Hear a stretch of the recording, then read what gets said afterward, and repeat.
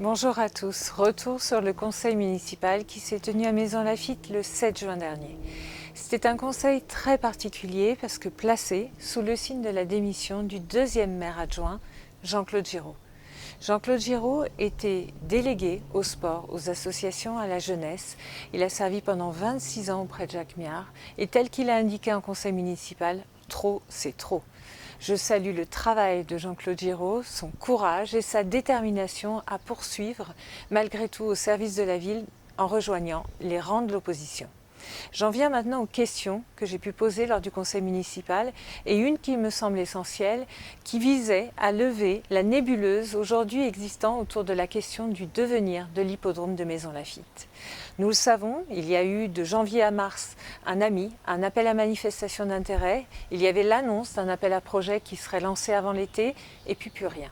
Nous savons que des réunions se tiennent avec France Gallo, mais personne, que ce soit de la majorité, de l'opposition, que ce soit les Mansoniens, ne sont informés de ce qu'il se passe, de ce qu'il se joue aujourd'hui à Maisons-Laffitte. J'ai demandé plus de transparence, j'ai demandé à avoir des informations autrement que par voie de presse. Malheureusement, je n'ai pas été entendue par Jacques Miard, qui souhaite garder le silence et le monopole sur cette question. C'est très dommageable pour la ville et j'en suis revenue aussi à ma proposition que j'avais formulée en mars dernier dans le magazine de la ville au travers de ma tribune, celle de la création d'une commission spécifique à la question hippique qui permettait de mettre autour de la table France Gallo, élus de l'opposition de la majorité, mais pour tous ensemble arriver à trouver une solution, un plan B, puisque je sais que la procédure actuellement en cours a peu de chances de prospérer. Malheureusement, comme d'habitude, Jacques Miard a décidé d'un revers de manche de balayer ce plan B. Les points qui ont été évoqués et qui étaient mis à l'ordre du jour sont principalement 1. La modification simplifiée du PLU, vous le savez, pour essayer d'accueillir une activité économique autour de l'hippodrome. La mairie s'est engagée dans cette procédure de modification simplifiée.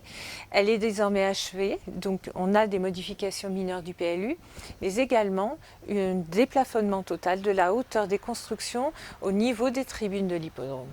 Là encore, j'ai alerté la mairie. Il s'agit du PLU. Le PLU est un document d'urbanisme qui nous engage fortement.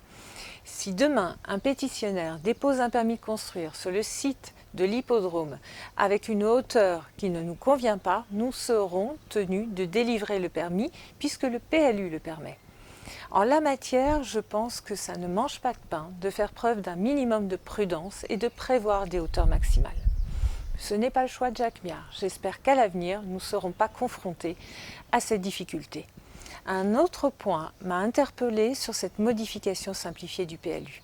Il était annoncé au travers de cette procédure l'information autour de l'OAP numéro 1, qui, je vous le rappelle, est une opération qui est programmée dès le PLU de 2017, qui concerne le centre-ville. Donc rien à voir avec la modification simplifiée.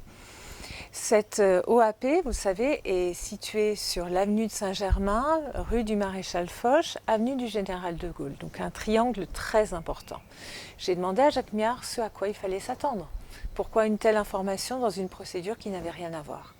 Doit-on demain s'attendre à voir débarquer les pelleteuses? Est-ce que là, nous sommes rentrés dans une phase de réalisation de l'OAP? Bien évidemment, je n'ai pas obtenu de réponse, mais je vous alerte, il y a quelque chose qui n'est pas très logique dans cette démarche. Un autre point qui a été évoqué, qui était mis à l'ordre du jour, était celui de l'élaboration d'un plan vélo pour Maisons-Laffitte de 2021 à 2023. Il était grand temps. Nous n'avons pas manqué de le souligner, l'État a donné cette impulsion en 2017, la région en 2018, la communauté d'agglomération en 2019. Donc Maisons-Laffitte était pris dans un étau et contraint de ce fait d'adopter un plan vélo. J'espère que ce plan vélo ne sera pas trop à minima, puisque nous avons pris un énorme retard en la matière, tant il est dangereux aujourd'hui de circuler pour nos cyclistes, tant il manque des pistes cyclables, tant il y a de fractures aussi et un problème de cohésion avec les automobilistes, et puis tous ces vols de vélo également qui sont autant de freins à la pratique du vélo au quotidien à Maisons-Laffitte. Et un autre point que je salue, suite à mon intervention au mois de janvier, la ville s'engage enfin dans une démarche d'installation de bornes de recharge électrique pour les véhicules électriques en centre-ville. Donc ça sera confié à un prestataire qui est spécialiste de cette question. Encore une fois, en tant qu'utilisateur de la voiture électrique, j'ai mis en garde la mairie en leur indiquant qu'il était important de bien réfléchir avant de choisir les emplacements de stationnement dédiés aux véhicules électriques, de bien prévoir des durées spécifiques, parce que ce qui se passe derrière, c'est autant de conséquences pour nos commerces. Si vous avez un véhicule électrique qui stationne toute la journée sur des stationnements qui habituellement faisaient vivre tous nos petits commerces. Donc encore une fois, une réflexion s'impose et je leur ai proposé mon aide, si bien sûr elle peut être retenue. J'en viens maintenant à la date du prochain conseil municipal qui sera, d'après Jacques Miard, le 20 ou le 27 septembre et je vous souhaite d'excellentes vacances.